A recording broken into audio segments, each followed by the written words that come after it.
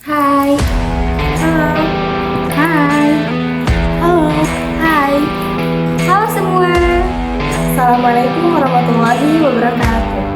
Kenalin, aku Kailani Nurtahira. Aku Azza Tausiha. Aku Yunisania.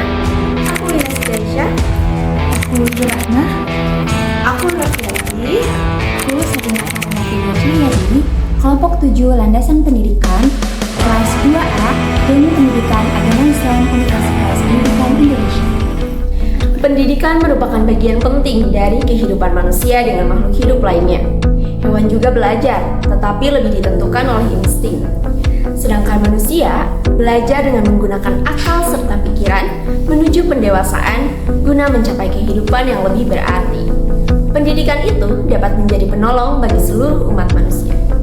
Pendidikan adalah upaya untuk mengembangkan potensi-potensi manusiawi peserta didik, baik potensi fisik, potensi cipta, rasa maupun kasanya agar potensi itu menjadi nyata dan dapat berfungsi dalam perjalanan hidupnya. Pendidikan bertujuan untuk menyiapkan pribadi dalam keseimbangan, kesatuan organis, harmonis, dan dinamis guna mencapai tujuan hidup. Menurut Undang-Undang Nomor 20 Tahun 2003, pendidikan adalah usaha sadar dan terencana untuk mewujudkan suasana belajar dan proses pembelajaran agar peserta didik secara aktif mengembangkan potensi diri. Perkembangan pendidikan formal di Indonesia mulai sejak tahun 1998. Ini ditandai dengan pendirian organisasi Budi Utomo di Jakarta. Nah, kamu tahu nggak sih tanggal berapa didirikan Budi Utomo? Tanggal ini diperingati Hari Pendidikan Nasional loh. Tulis di kolom komentar ya. Pembahasan kali ini mengenai salah satu kajian yang dikembangkan di dunia pendidikan, yaitu landasan pendidikan. Landasan pendidikan adalah asumsi-asumsi menjadi dasar pijakan atau titik tolak dalam rangka praktek pendidikan atau studi pendidikan. Ada beberapa jenis landasan pendidikan yang akan dibahas kali ini, yaitu landasan sosiologis pendidikan. Apa itu? Manusia merupakan makhluk sosial. Mereka membutuhkan orang lain. Sejak manusia dilahirkan di dunia, sesungguhnya ia telah belajar dan berkenalan dengan hubungan-hubungan sosial. Nah, hubungan sosial manusia mengacu pada hubungan antar individu, antar masyarakat, dan antar individu dengan masyarakat. Menurut Siddhartha pada tahun 2009, dalam bukunya menjelaskan bahwa sosiologis adalah ilmu yang mempelajari hubungan manusia dalam kelompok-kelompok dan struktur sosialnya.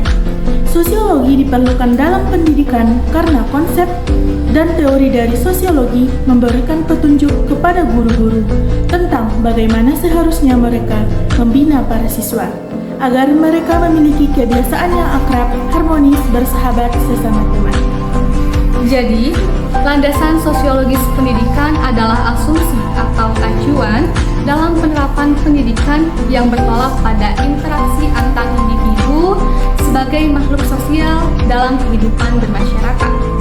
Nah, fokus kajian landasan sosiologis pendidikan adalah penggunaan pendidikan sebagai alat untuk memecahkan permasalahan sosial dan memberikan rekomendasi untuk mendukung perkembangan pendidikan itu sendiri. Karena pembahasan landasan sosiologi ini sangat luas, jadi diklasifikasikan menjadi 2 pendekatan. Apa saja itu? Pendekatan pertama yaitu berdasarkan tujuan sosiologi pendidikan, ada 3, sosiologi untuk guru, sekolah, dan mengajar. Pendekatan kedua berdasarkan istilah sosiologi, diantaranya sebagai berikut. Social Foundation of Education, Education Sociology, Social Education, Social and Society, and Community Relation. Jadi, kenapa sosiologis berperan penting dalam pendidikan? Karena masyarakat. Pada tahun 1928, Paine menjelaskan bahwa sosiologi pendidikan merupakan sebuah ilmu pengetahuan yang menjadi alat untuk mendeskripsikan dan menjelaskan institusi, kelompok sosial, dan proses sosial yang merupakan hubungan sosial yang di dalamnya individu memperoleh pengalaman yang terorganisasi. Menurut Wilaji, sosiologi pendidikan meliputi 1. Interaksi guru-guru dengan siswa. 2. Dinamika kelompok kelas dan di organisasi intrasekolah.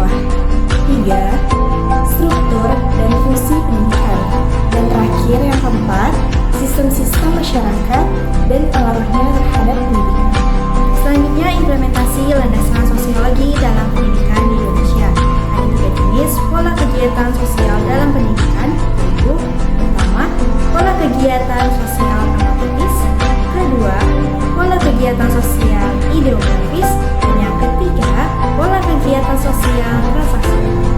Beberapa kegiatan sosiologi dalam pendidikan yang dapat dilakukan di antaranya: pertama, sosialisasi anak-anak dalam pendidikan. Kegiatan tersebut bisa dilihat dari interaksi antar siswa, interaksi siswa dengan guru, guru dengan siswa. Agar interaksi antar siswa bisa dibina dengan baik, maka sebagai seorang guru harus membina siswanya dengan baik. 2. Proses sosialisasi anak-anak di sekolah, seperti konsep tentang interaksi sosial, kontak sosial, komunikasi, bentuk interaksi sosial, dan sebagainya. Ketiga, kelompok sosial dengan berbagai bentuknya termasuk sekolah. 4. Dinamika kelompok yang sudah tentu berlaku di dalam dunia pendidikan. Misalnya, dinamika dalam kelas, dinamika dalam kegiatan, baik itu kegiatan intra maupun ekstra sekolah, dan lain sebagainya. 5. Nilai-nilai yang ada pada masyarakat, serta kewajiban sekolah untuk mengembangkan aspek itu pada diri anak-anak. Yang keenam, peranan pendidikan dalam masyarakat atau sosial, dan yang terakhir, dukungan masyarakat terhadap pendidikan. Nah, selanjutnya pembahasan terakhir mengenai implikasi landasan sosiologi dalam pendidikan Indonesia. Ada 4 poin implikasi landasan sosiologi. Yang pertama, pembangunan teori pendidikan. Yang kedua, tujuan pendidikan. Yang ketiga, kurikulum pendidikan. Dan yang terakhir, keempat, proses pendidikan. Implikasi sosiologi sangat berkaitan erat dengan pendidikan. Hal itu disebut sebagai istilah sosiologi pendidikan, yaitu ilmu yang berusaha untuk mengetahui cara-cara mengendalikan proses pendidikan guna mengembangkan kepribadian individu agar lebih mudah dan lebih baik. Sebelum ditutup, ada kuis kedua nih buat kamu. Untuk pertanyaannya, siapa sih Bapak Pendidikan Nasional? Untuk jawabannya, tulis di komentar ya. Nah, itu tadi pembahasan mengenai landasan sosiologis pendidikan. Sebagai calon pendidik, yuk kita tingkatkan kualitas pendidikan di Indonesia.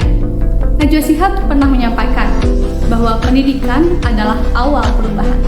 Tanpa pendidikan, tidak ada peradaban.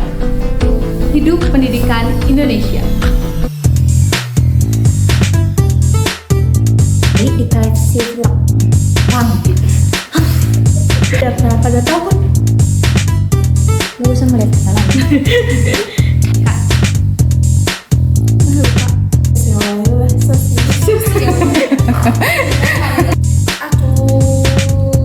Pan yang lebih berarti.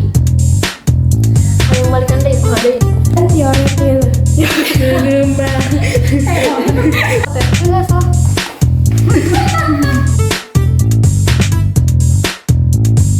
Indonesia. Ada 4 poin implikasi dulu. Kapan saja mau nyebut implik.